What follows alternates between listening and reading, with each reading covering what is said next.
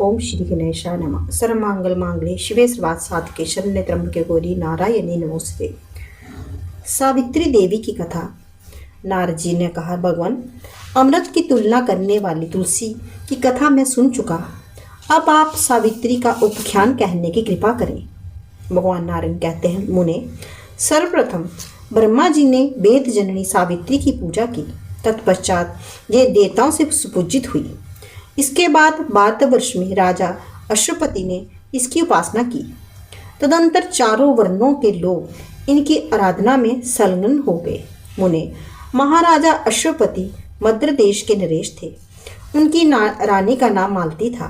नारद, उनके कोई संतान नहीं थी, अतः रानी ने वशिष्ठ जी के आदेश से भक्तिपूर्वक भगवती सावित्री की आराधना की। महाराज अश्वपति भगवती को आकाशवाणी सुनाई दी। आकाशवाणी ने कहा, राजन, तुम 10 लाख गायत्री का जप करो।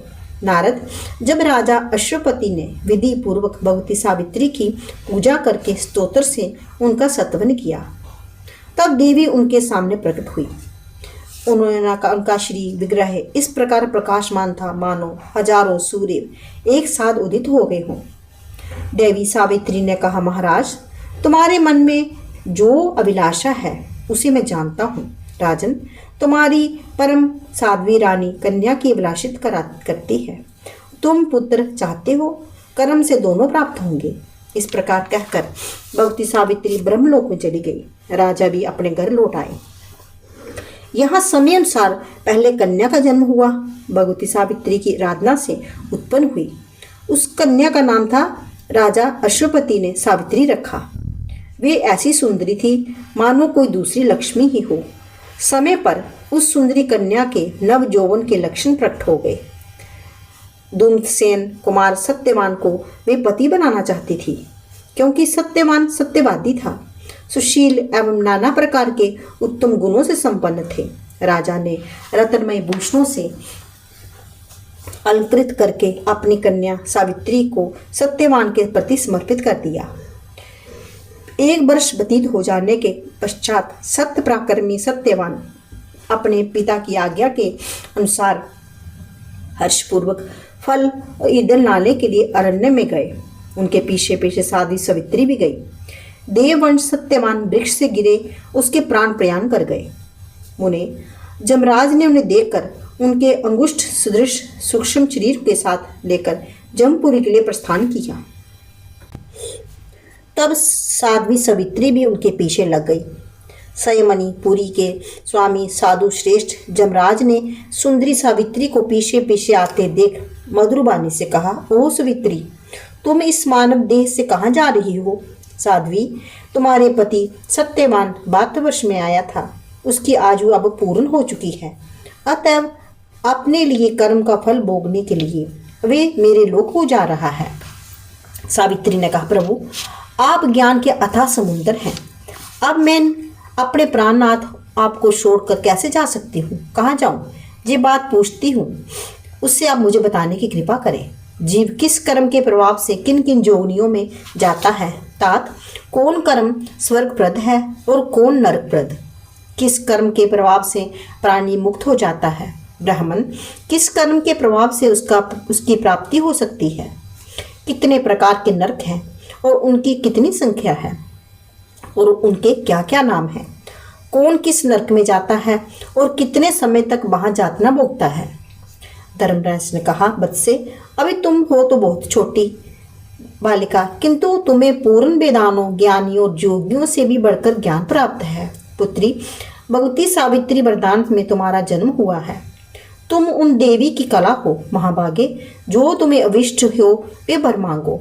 मैं तुम्हें सभी अभिलाषित वर देने को तैयार हूँ। सावित्री ने बोली, महाभाग, सत्यवान की ओर से मुझे 100 पुत्र प्राप्त हों, यही मेरी अभिलाषित वर है। साथ ही मेरे पति भी 100 पुत्रों के जनक हों। मेरे ससुर के नेत्र लाभ, उन्हें पुनः राज्यश्री प्राप्त हो जाए, ये भी मैं चाहती हूँ। धर्मराज ने कहा, महासाध्वी, तुम्हारे संपूर्ण मनोरथ पूर्ण होंगे। अब मैं प्राणियों का कर्म विपाक कहता हूँ, सुनो। शुभ अशुभ कर्मों के फल स्वरूप जीव भारतवर्ष में जन्म पाते हैं। यही पुण्य क्षेत्र है साध्वी। जो तीर्थ स्थानों में रहकर सदा तपस्या करते हैं वे द्विज ब्रह्मा के लोक में जाते हैं। पतिव्रते ब्राह्मण को अन्न दान करने वाला पुरुष शिवलोक में जाता है और दान दिए हुए अन्न में जितने दाने होते हैं उतने वर्षों तक वे निवास कर पाता है। अन्नदान से बढ़कर दूसरा कोई दान नहीं हुआ और ना होगा। साध्वी, यदि ब्राह्मणों अथवा देवताओं को आसन दान दिया जाए तो हजारों वर्ष तक भगवान विष्णु के लोक में रहने की सुविधा प्राप्त हो जाती है। जो पुरुष ब्राह्मण को दूध देने वाली गोदान करता है वे गो के शरीर में जितने रोए हैं उतने वर्ष तक इस लोक में प्रतिष्ठित रहता है। जो भारतवर्ष में निरंतर भगवान श्री हरि का नाम कीर्तन करता है उस चिरंजीवी पुरुष को देखते ही मृत्यु भाग जाती है। भारतवर्ष में रहने वाला जो पुरुष अनेक द्रव्यों से संपन्न तथा भांति भांति के दानों से बड़े पूरे विशाल पवन ब्राह्मणों को दान करता है वे उसके फलस्वरूप दीर्घ काल तक देवताओं के लोक में वास करता है। तत्पश्चात उत्तम योनि में जन्म पाकर वे महान धनवान होता है। जो पुरुष कार्तिक मास में श्री हरि को तुलसी अर्पण करता है वे 3 युगों तक भगवान के भवन में विराजमान होता है। फिर उत्तम कुल में उसका जन्म होता है और निश्चय रूप से भगवान के प्रति उसके मन में भक्ति उत्पन्न होती है। जो व्यक्ति पुरुष चैत्र अथवा माघ मास में शंकर जी की पूजा करता है तथा बैत लेकर उनके सन्मुख रात दिन भक्ति पूर्व नृत्य में तत्पर रहता है वे चाहे एक दिन, मास, आधा मास, 10 दिन, 7 दिन अथवा 2 ही दिन या 1 ही दिन ऐसा क्यों ना करे उसे भगवान शिव के लोक में प्रतिष्ठा प्राप्त हो जाती है। जो पुरुष शुक्ल अथवा कृष्ण पक्ष की एकादशी का व्रत करता है उसे बैकुंठ में रहने की सुविधा प्राप्त होती है। फिर भारतवर्ष में आकर वे भगवान श्री कृष्ण का अन्य उपासक होता है। जो पुरुष प्रतिदिन पार्थिव मूर्ति बनाकर शिवलिंग की अर्चना करता है वे भगवान शिव के धाम में जाता है। लंबे समय तक शिवलोक में प्रतिष्ठित रहता है। संपूर्ण यज्ञों में भगवती का जग श्रेष्ठ कहा गया है। वारण्य विष्णु और ब्रह्मा ने पूर्व काल में देवी की आराधना की। त्रिपुरसुर का वध करने के लिए महाभाग शंकर ने देवी की आराधना की थी। सुंदरी, संपूर्ण यज्ञों में भगवती भुवनेश्वरी का जग श्रेष्ठ है। त्रिलोक में इसके समान कोई भी यज्ञ नहीं है। देवी का यज्ञ करने वाला पुरुष हजारों राजसु यज्ञों का फल निश्चित रूप से पा जाता है। देवी भक्त 100 वर्षों तक जीवन धारण करके अंतापुर में जीवन मुक्त हो जाता है, इसमें संशय नहीं।